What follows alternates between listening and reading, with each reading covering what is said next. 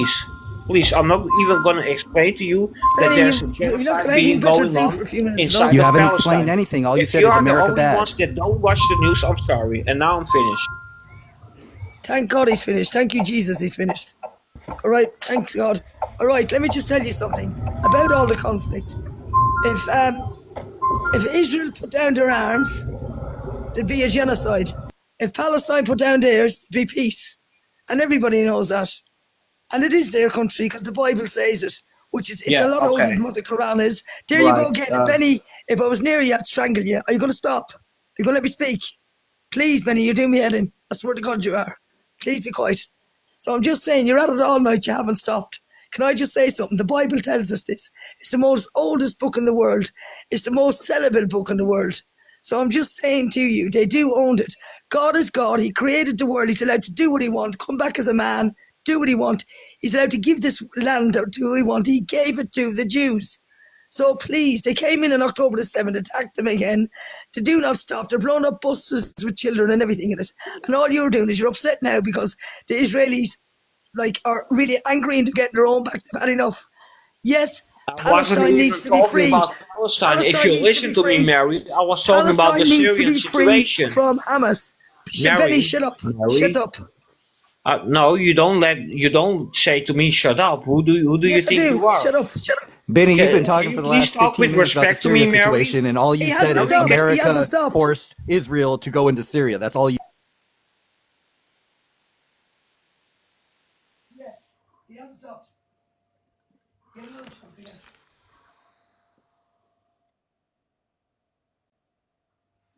You are muted, Chip. You are muted, Chip. Thank you. So really quick, thank you, Benny.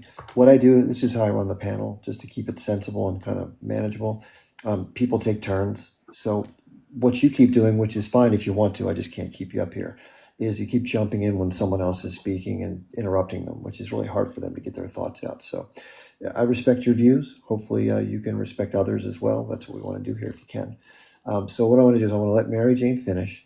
And then let's let what the TLDW, and then we'll go to CWW, and then we'll go around the horn. And there are a few people want to come up. Anybody who keeps jumping in, I'm going to have to let you down. It's nothing personal. It's just, it makes it too hard to have a conversation. Okay, go ahead, Mary Jane. Let me make sure I got your request. Go ahead, Mary Jane. You can unmute. Hello? Yep, go ahead. Yeah, can you hear me now? Yeah, what I'm trying to say is, Israel, if they put their arms down, it'd be a genocide. If Palestine put their arms down, there'd be peace. And the Bible does say it. It's the most oldest book. They do say it.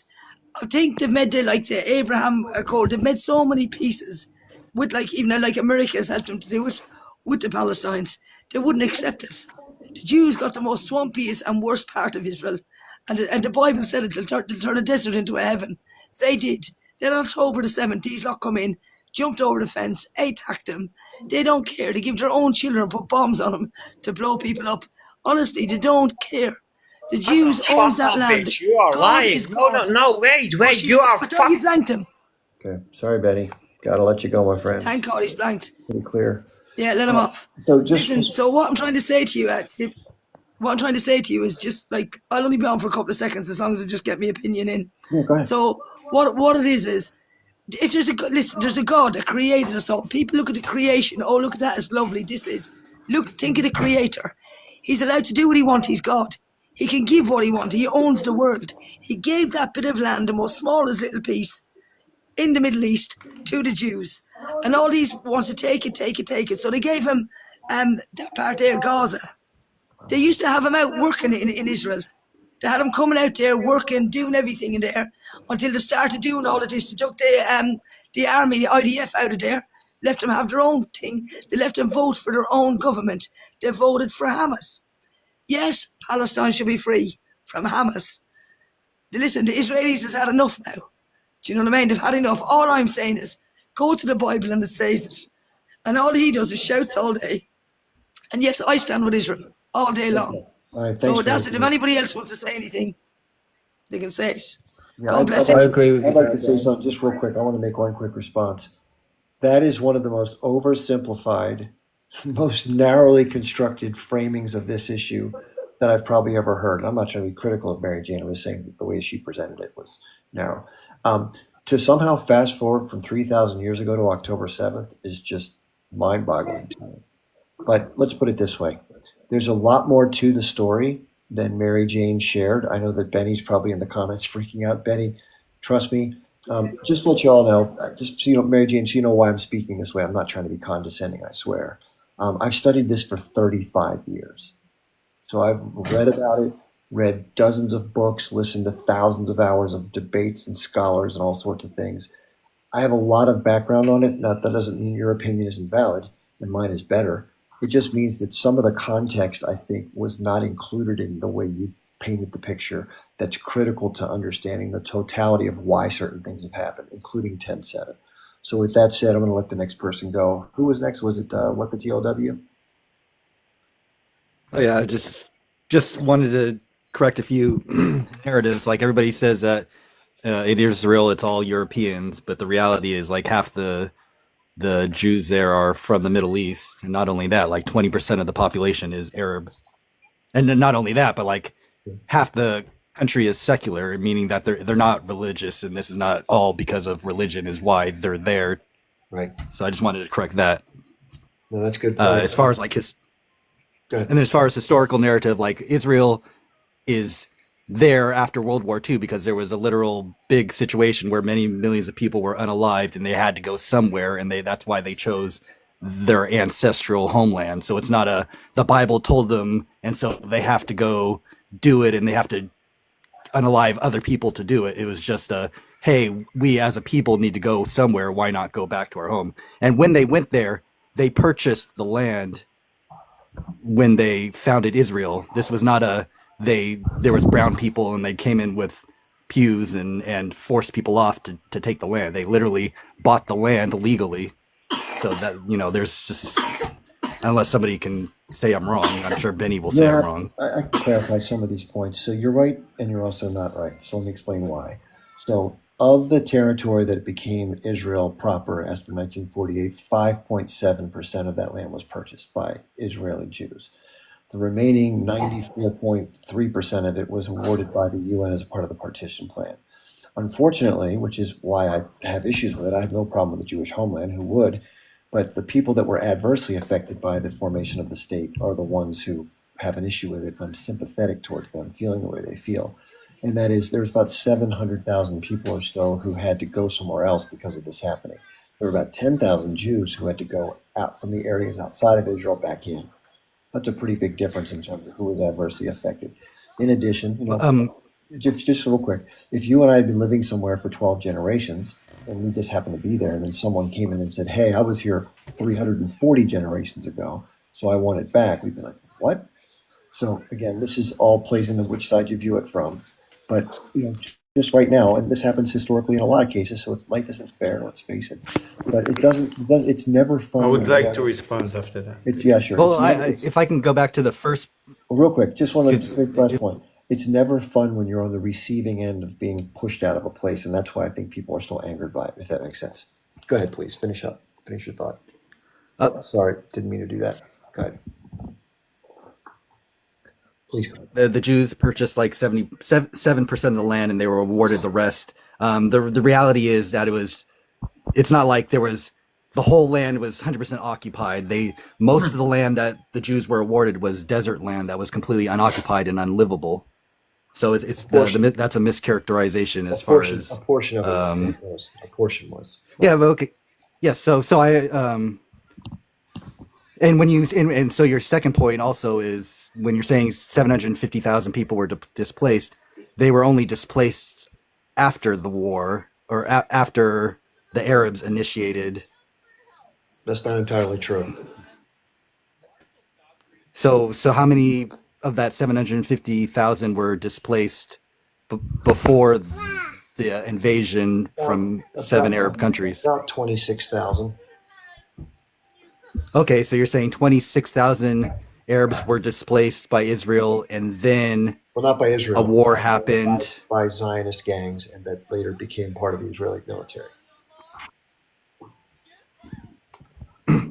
Okay, so when you're saying the 750,000, you're saying the 700,000 people were displaced after the war, During- and about 20,000 were displaced During- from Jewish militia. During the war, as it was taking place, yeah. And why were they getting displaced? Combination of reasons. Some left with the promise they'd be allowed to come back. Some were forced out of their villages. Others had their villages massacred, saw villages massacred, and departed out of fear. Combination of all of this factors. But fear because there was a war going on, right? Well, not so much that. In other words, if there's a war, it could be, but if a war, in other words, this is where you get into the thing about who's a combatant and who's not. So if the Israeli forces or Zionist forces move into an Arab village and they unalive the men, women, and children in the village and slaughter everybody, that's not war. That's war crimes. And in light of seeing those war crimes happening a village or two over, you get the hell out of Dodge before you're next.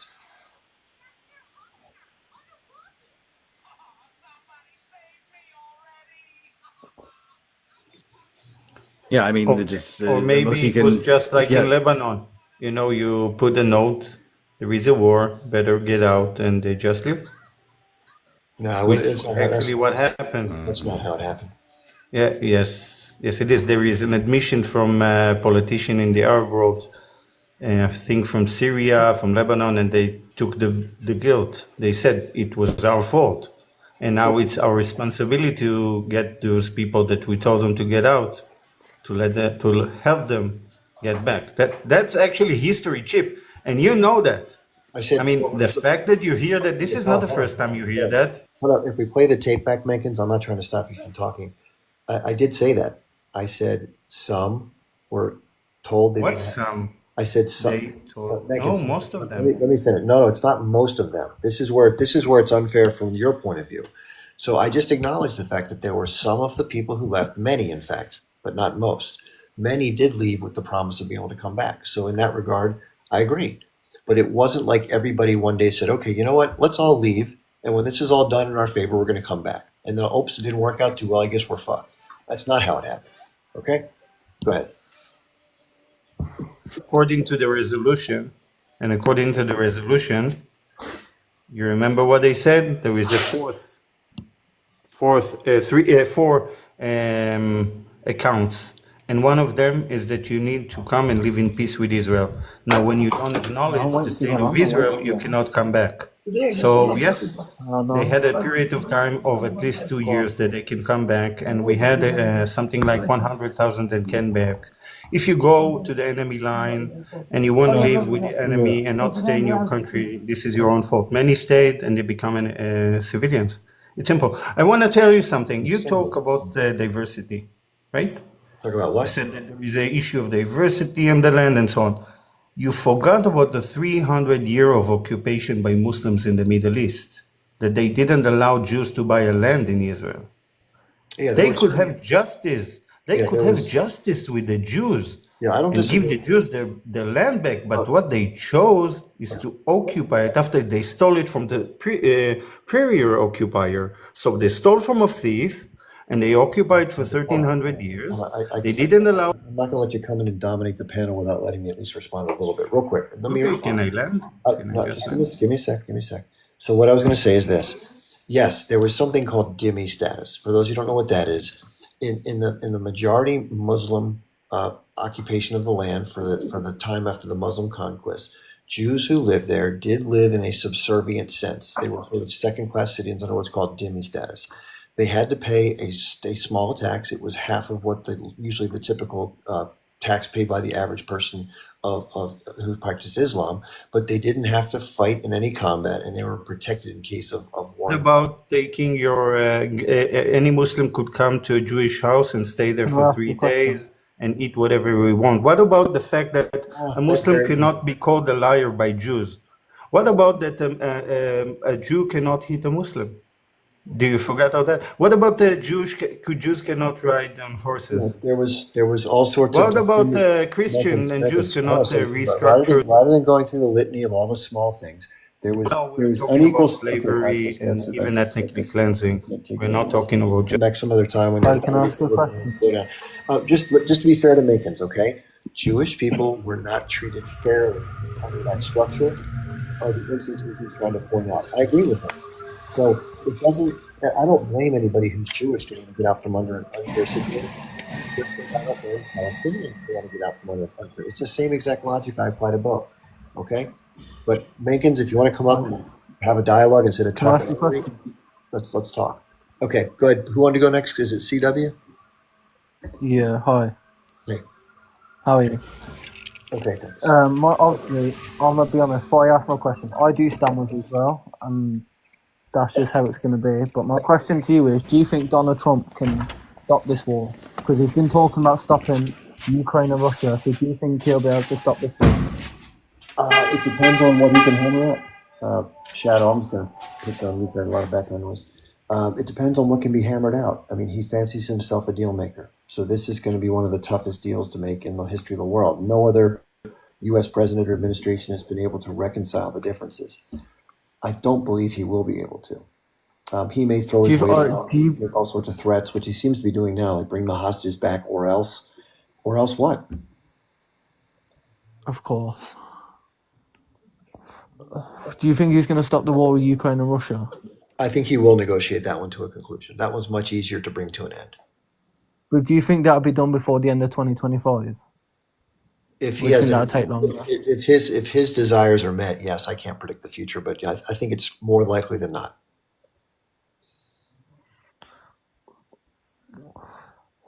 And if you don't mind me asking you, like, do you think like Israel's in the wrong, or do you feel like Palestine's in the wrong in this I mean, war? I see both If you don't sides mind. of the. I don't see it as right or wrong. I see both sides' arguments, and I think there's valid arguments to be made for each. Historically, if you believe that God gave the land to a certain people, then you can make an argument that this is just a return. If you believe that people who have been living there have more of a right to it in modern history than this historical thing, then you can say that the other party was wrong for taking it. So I can see both arguments.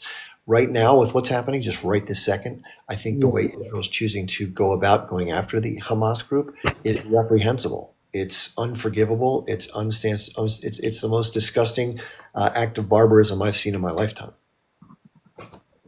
Okay. And do you like, if you don't mind me asking, right now as we speak, do you like stand with Palestine or do you stand with Israel? If you don't mind me asking. I'm sympathetic to the Palestinian side, although I'm also mindful of what happened on 10/7 being as horrible. I don't support harming civilians. I condemn the attack of civilians, but I also condemn what the Israelis have done in response.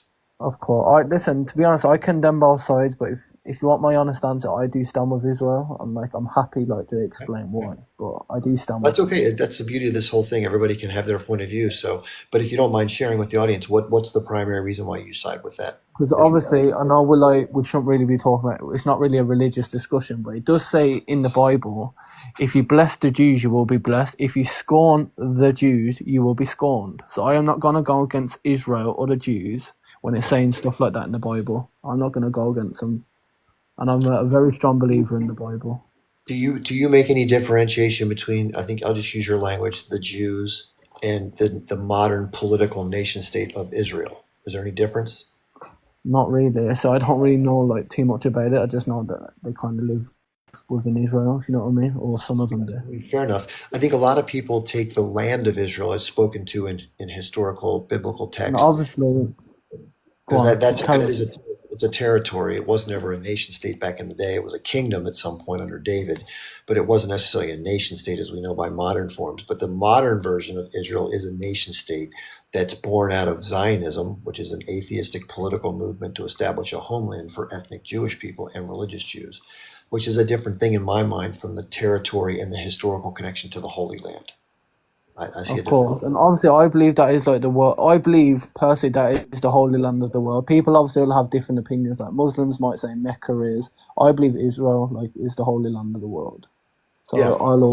I'll always stand with Israel. That's my I think ideally, if it could be done, it may not be possible, but I think if the territory could be shared and lived in peacefully by everyone who has a religious connection to it, that would be ideal. We're probably not going to see that anytime soon. No, I don't think we're going to see that, to be honest. I agree. I agree with that. I think was it Shadowman? Or are you still driving around, or do you want to say anything?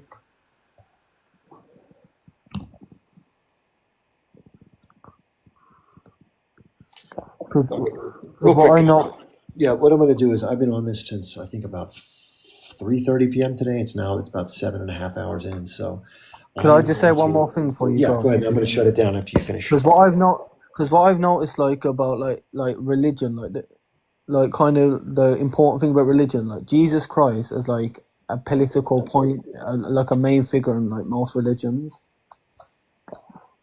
If you Yeah. got to be. In Islam, they say he's a prophet. In the Bible, like they class him as the son of God of God.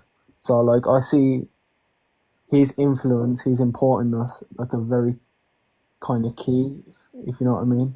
A lot of sorry to intercede here, and sorry about the driving. I thought I was on mute. No, it's all good. It's okay. 92. It is about religion. That's what drives a lot of people's ideology to choose one side or another. But I mean, what Chip mentioned earlier when he was posed the question if he believes in a creator, he said, ultimately what he said was, I believe in good and bad. Yeah, I believe in good and bad. Yeah, man. And anybody that believes in good and bad would agree that good would never condone the taking of an innocent life. No, of course not. But you've got to remember. You got to remember, God give free will to people. Yeah, man. God don't make For people. sure. God don't make people do things to do. God don't make people do that. God give So free 92. will. You're God give 100% people, right. God give people their own choice. He didn't. God also didn't give people the right to take a life or the land or something else of somebody else and condone it and say that's okay. Because God wouldn't do that, man. No, of course not. In fact, the first religion that was written was 1200 BC for Mary Jane, and the fact of the matter is that what's going down from 1948 to 1917, when the whole theology of what's it called, Zios, this whole thing is scary, bro, because we're going to repeat exactly what happened in 1948, and other people come here and they shouted at each other about it. But the fact is, we're generalizing all Jews as Zios, and all Zios is Jews. They're completely different people, dude. Correct. 100%. Yeah, I agree. 100%. And that's a scary thing. Like, and now they have drones and pandemics and fucking all this shit going down, World War III and nukes, and they got us in a state of perpetual fear, my friend. Yeah.